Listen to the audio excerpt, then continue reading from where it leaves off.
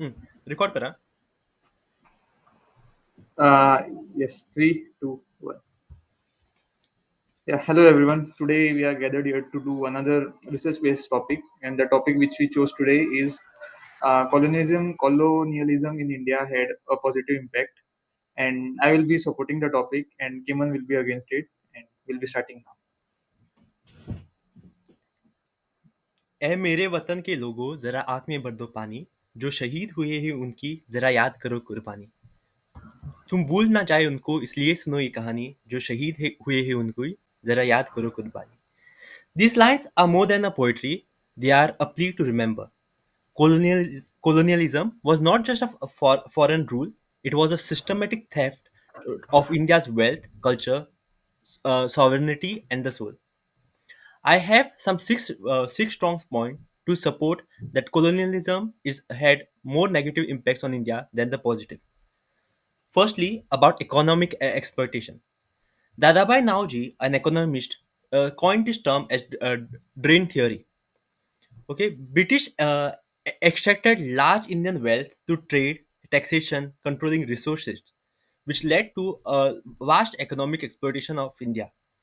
Destruction of indigenous diversity industry like shipbuilding, then handicrafts were also causing a lot of unemployment in the locals of India, Indian locals. Thirdly, I would say that agricultural exploitation was also there, like the crops, which was like wheat crops or the rice crops, were they had to turn to some cash crops like indigo and cotton, which later led to the famines and like Bengal famine of 1943, which killed a million of people. Okay, if I have to state the statistics, 24.4% was the India's contribution to GDP in 1700, but at the end of 1947, it went down to 3.8%, which is a very major decline. And first point, and a strong very point, that the colonialism in India have had a very negative impact due to the economic exploitation. Secondly, let me go to the political situation. Can you just imagine 200 plus years somebody is ruling over you and you do not have control over your own country? You cannot have any decision to make in your own country. Indians were excluded and there were repression in the formal gatherings. Like whoever English people were on top were making major discussions and the decisions. There was also a term coined called as divide and rule. Like Radcliffe has made the borders, which later turned to be the cause for partition, which also led to a partition of India later. The system like Panchayati Raj were also suppressed and considered inferior. Thirdly, I would like to say about the social discrimination. We all have heard the term dogs and Indians are not allowed. So there were many places where India was facing the racial discrimination in their own country land. There was fear; people were not allowed to enter some clubs. There were like low wages given to Indian people. There was so many stuffs going on, and there was always social discrimination faced. And I think we could say that there is also psychological impact even now that we consider ourselves inferior and lack confidence at many events. If I have to go on the next fourth point, it will be on the exploitation of nature and human. Okay, there was trade and labors. The labors were sent from one country to another. They were made to work in minings. They were made to work in the railways. There was so much work. They were exploited in every way possible. And on the contrary, they were given low wages and there were no rights. They do not have any labor rights. And I could also say about the resources like Kohinoor, which was exploited from the India. Nextly, my fifth point will be about the culture. The colonialism was also it also drained the culture. Firstly, I would like to say that nowadays we are so much in font of Ayurveda, yeah, or Sanskrit or Bhagavad Gita, but at that time there was very suspension of the indigenous knowledge which Indian had, which led to breaking down the confidence of many Indians. And yeah, that's it. Secondly, I would also say about the suppression of Indian language. Like we hardly know Sanskrit right now. We hardly know about our own locality. Maybe due to the manipulation of in education system and inculcation of English in the learning of the children. All these reasons were somewhere responsible for bringing the inferiority and a drop in the confidence of human of Indian. And lastly, I would say state about the deaths which colonialism have had. Uh, Starting many freedom fighters like Rani Lakshmi Bai, Bhagat Singh, Chandrasekhar Azad died in the colonialism period. 40 million people died due to the famines, and over 10 million people died in the war. So they are not just the numbers, but they are people. They are family who they are living people, and all this is like a contributing factor for the colonialism. And I would also end my statement by mentioning the suffering and punishment which people have got, especially during the time of Inquisition. Like if I have to mention about Goa, there was Hath Katra Kampo, or the Cradle of Jeddah, which led to the deaths of many people. And thus, I strongly believe that colonialism had more negative impacts than the positive impacts in the in India. Yes, over to Ayush. Okay. Yeah, so let me start with, let's just imagine a vast land with uh, a single nation, not a single nation, but a hundred of independent kingdoms speaking different languages, following different customs, and often, but sadly, fighting with each other. This was India before the powerful outsiders invaded us, and I think India has changed a lot after that.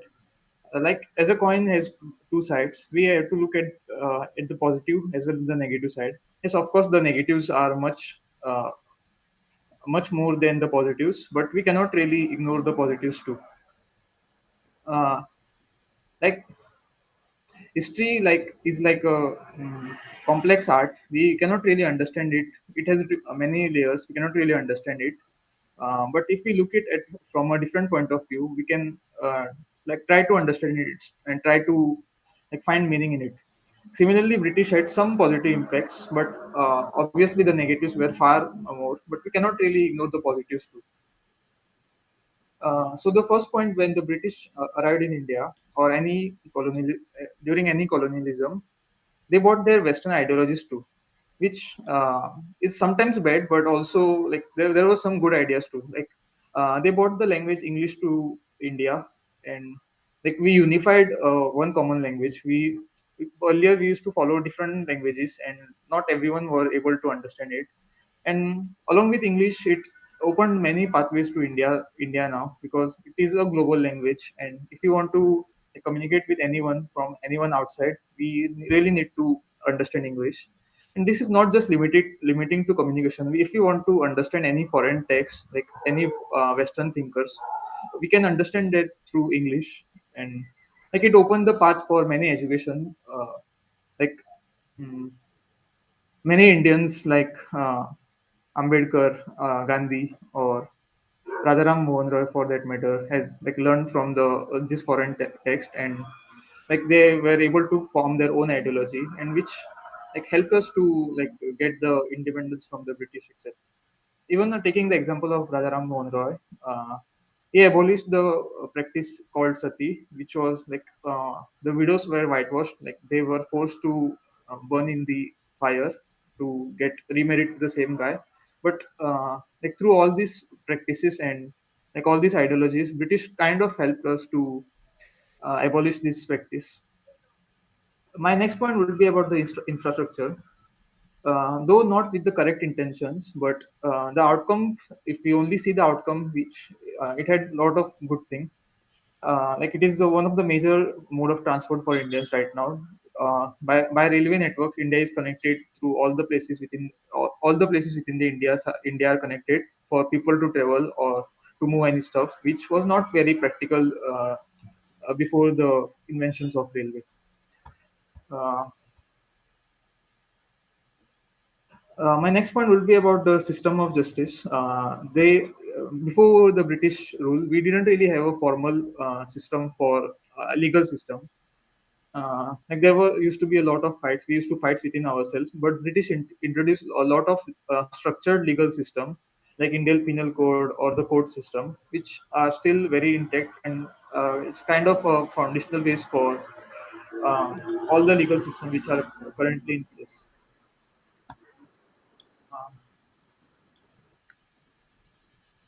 Uh, yeah, so as I mentioned, like every coin has a two side. We cannot really look at the negatives. We also have to look at the positives. And like if we ignore their intent but focus on the current outcome and whatever that has helped us, I think we can learn a lot from. If we look at the positive side, we can learn a lot. And that's my take. Rebuttal Yeah. phase. Yes. Yes, Okay, Ayush, I would like to ask if you have mentioned so many things that why there was a drain in the economy, like from 24% to 3%. sorry, can you please repeat? Okay, my There was. question to you was, if there was so much infrastructure, if there was so many values added, then why was there drain of economy from 24% to 3%? uh, I'm not denying that they looted us. They of course did. They took a lot of resources, but uh, there is not real justification for that. But in the longer run, it has helped us. It has opened a lot of doors for us. But as I mentioned, their intention wasn't right. But the outcome which we are getting now in the longer time frame, I think that is beneficial. Then, if you only look at that only during that time. But wasn't like if there was no colonialism, like it is 200 plus years, and if we consider Goa, it was more than that. So if we don't consider that, like, don't you think it would have been much easier for the Indian, like, for the Indian minds? uh, we can never know that, to be honest, because we cannot go back in the history and like try everything again if the if situations. But it could also be possible, like India was not really united at first. There were many independent rulers, many kingdoms, many Mughal rulers or any other rulers have taken some part of India, and like they have their own rules, and like India wasn't really united. And like if that had continued, then I don't really think if we will be ever united, and the resources as might be used very efficiently. But also we have to consider that we didn't really have any infrastructure for railways or for commute. I think due to British rule, we these railway systems were possible, and I think which fast tracked our growth later on. Um, is that a question? No. To just answer that, I would like to say that it is not just the due to British rulers. It is also the laborers for from India, and they were one who were working, and like even they did not get the wages properly, as mentioned. And yeah, I would like to say that only. And also, if we see the other mode of transport, I think it would have been possible in other ways, like. Uh, Chhatrapati Shivaji Maharaj is coined as a father of Indian Navy. So, if we see in that manner, then it wasn't impossible for railways to be built. Uh, but yeah, it's fine. We can move. Any question? Uh,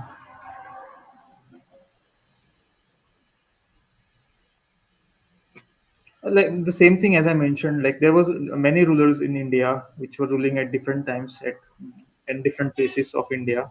Like even if we had to build, even though as you mentioned, the Chhatrapati Shivaji was the father of Indian Navy.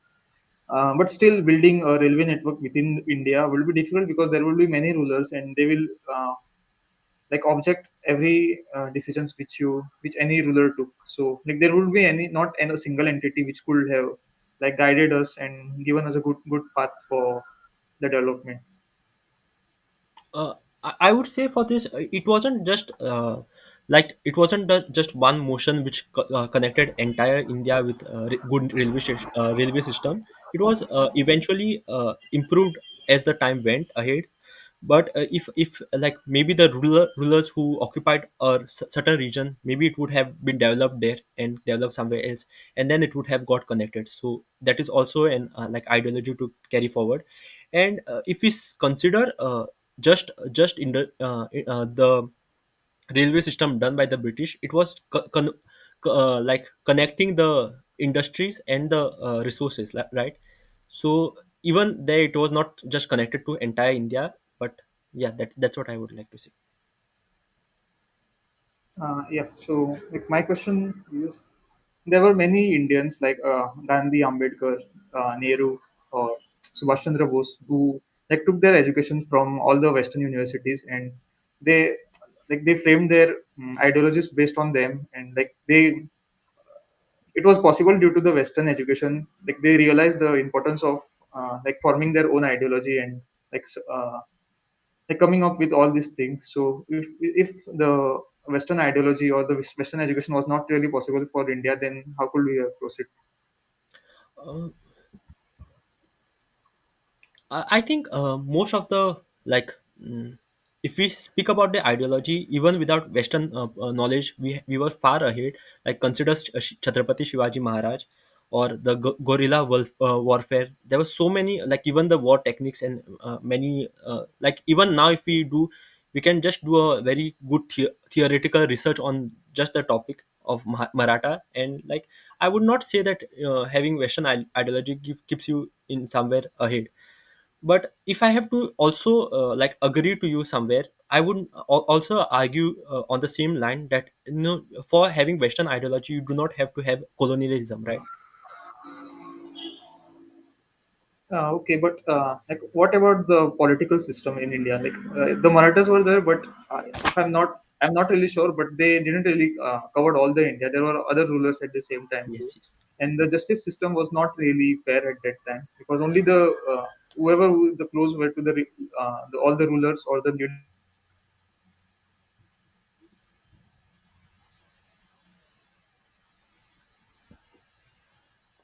Ayush, you're stuck. Hello, hello,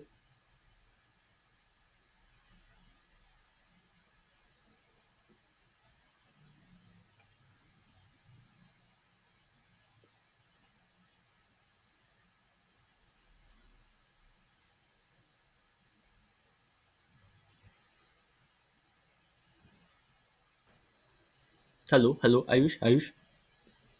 Hello, yeah. Ayush, you're Am I stuck. audible? Yeah, can you just turn off your Yeah, am I camera audible and now? turn it on again? Like you're stuck.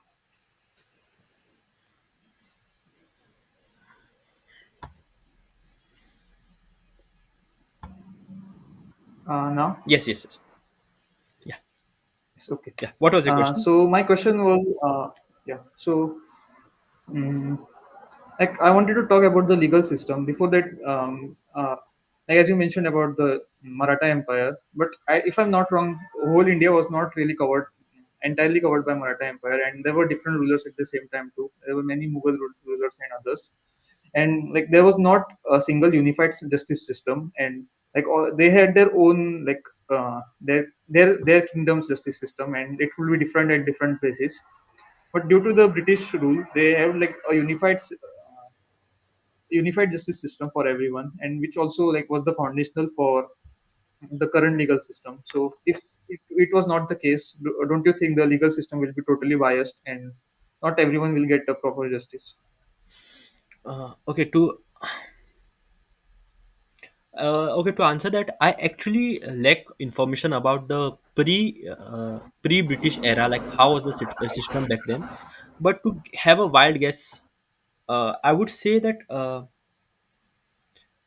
if there was no British, like it would be very hypothetical for me to think right now. But I maybe the things were like there would have been separate regions, and we wouldn't really have a fully unified India as we are imagining right now.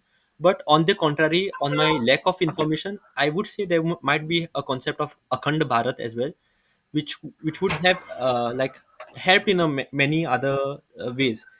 Regarding the political things, like the system, like judiciary and like you mentioned about legal systems, I think whatever was there in the province that time, in the ruler that time, would have been practiced, and like it would have been widespread accordingly. So colonialism on the other hand led to a lot of destruction. Like there was repression of the knowledge, the ideologies, and the people and the thoughts which people wanted to share. For example, basically nationalism. For example, the massacre at Jallianwala Bagh, like the thousand of people were killed and massacred that time. So there were also the judiciary which existed during the British were also in the favor of like their emperors and their welfare, right? So I would say this in the answer, but I honestly lack the information right now. What was their pre British era? Any question, Ayush? Okay. Anything from your side? Yeah, I have a question. If I ask you morally, think morally, and could you like if you were at that time, or if we were in maybe 1700s and somebody colonized us, but they told after 200 years you'll get so many things, would you be okay with that?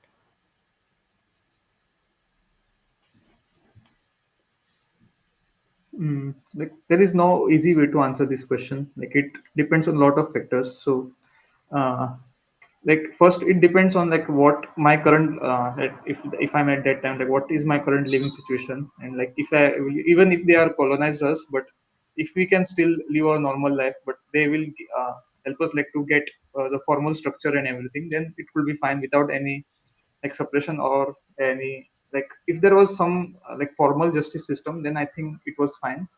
But obviously no one will agree that you will get something in 200 years.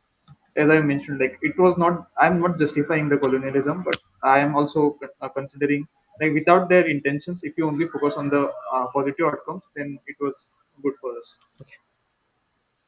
Yeah, I think that's it, right? Do you have to add anything, or shall we move ahead? Moving ahead. No, it's Yeah. Feedback. yeah. Okay, feedback. Firstly, really nice. I usually like you had a side which you don't even believe it, but you really fish it well. I found this time you had a good intro, considering all the other things. So maybe just impromptu intros you are struggling on. Like, if you can research, Hmm. you can get good intros. One thing I found bad in me was a drag in the energy. Like there were so many points that as I was saying, my energy went. It lowered at the end. Uh, and nothing else. I actually forgot to find out what was the condition of India before British. We should have little research on that as well. More research, yeah. Like we Yeah, only did for like 1 hour or two. But this topic is like very vast and it's like almost you can clear UPSC if you study it very well. yes. It is very vast topic. Yeah, but it was very Uh, necessary. We learnt a lot of things. At least I learnt yeah, many things. yeah. Also from the feedback point, like when you answered that question, you when you were not aware of the before British, how was the system? Like you mentioned that you are not aware of the thing or you don't have the knowledge. You mentioned it like 3 or 4 times probably. Like you Mm. should limit it. Just say it at the start or somewhere in between, maybe just once or maybe twice, but not like 3 4 times. Yes. Like it reduces your Authenticity, like uh, authenticity and not getting that correct word for it right now. Uh, impact, Credibility. credibility. Yes. Yeah, So just limiting it to just one or two will be fine. mm, Even not two, even just one is fine. one is fine. Yes. But still, like you are acknowledging that you are not aware, but still trying to answer. Like at least your focus will be on whatever you are trying to answer, because you said 3 4 times, and like whatever struck to me was only that point only. Like if Yes. you are Yes. not aware. Yes. Uh, yeah, I Yeah. think I think that is a very good feedback. this requires a lot of research. To be honest, Yeah, like it this requires couldn't be done in just definitely, 2 hours. definitely. Uh, Other than that, we did a good like at least some points we got correctly, but Like at least from the not from the content point of view, but like if we are asked any question, like even if we are not aware, we are still like able to manage to answer something, like to structure it and give a good proper answer to yes, at least to justify it. This is yes. what I feel. At least this skill I have developed over the debate sessions. Same. Like even I mentioned about Akhand Bharat. Like I think if there was no debate, like I wasn't doing practice since a long time, then I wouldn't have said like stated those many things. It helped. Again, I wanted to counter that point, but again, it will be like a repetition of my earlier points only. Uh-huh. Like I wanted to say, uh, the Akhanda Bharat concept was introduced by Veer Savarkar, Uh-huh. but he got aware of all these concepts because he read a lot of stuff, a lot of Western literature, and he went to, if I'm not wrong, some law college, and like learned from a lot of Western professors. So if that was not the case, then he wouldn't be even aware of what Akhanda Bharat was. So, but again, it would be like same going in the same Repetition. direction. That's why I Yes. didn't mention. Yes. Yes.